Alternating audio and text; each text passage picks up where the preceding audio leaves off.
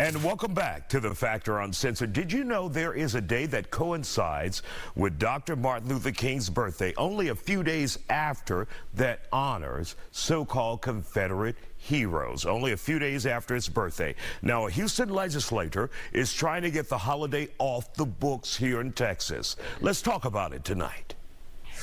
This is a holiday and a celebration that's been on the Texas books for the last 50 years. And it is high time and certainly the right time to abolish such a holiday that sympathizes and celebrates, if you will, those that were that had an oppressive mindset and an ideology that would keep Black people enslaved. They will use the statement that that's their culture and that's their heritage. When I say your heritage and your culture is wrong, and it is time for us to put it aside. If we ever want to move this state forward, we have to solve the woes of our past. We can't continue to celebrate them in a fashion such as this.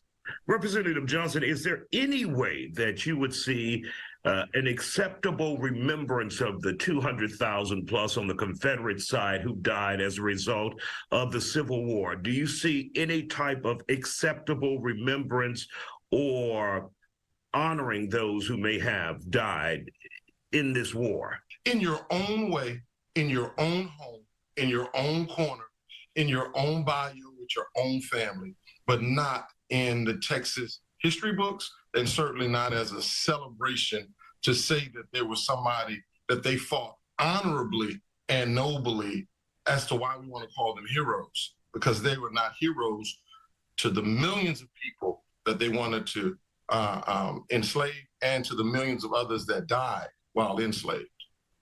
Now, for those who are wondering which path you will take to try and get rid of this holiday, to abolish it, what method, what mechanism are you using that's in place to do this? Well, at least try to do this. Well, what we've been trying to do for the last few years, and I think what we found is revisionist history has changed a lot of people's thoughts and ideas about what our past has been. And I think it's high time that we embrace that there may have been an ugly past in this state, that there have been some things in this state and in this country that have harmed and hurt a lot of people. But at no point shall we ever be sympathizers with them. And then to try to honor them in a secret way, to say that they did something noble and honorable, but when they actually were very vile to people of color, in particular Black people.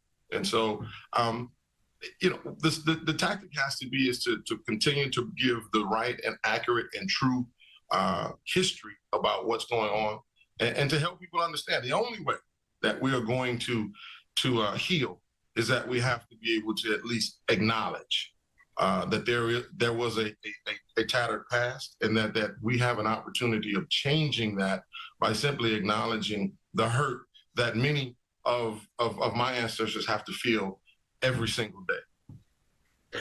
Have you received any, in your attempt to get this bill passed, have you received any bipartisan support on this? Absolutely. Tell me a little bit about that.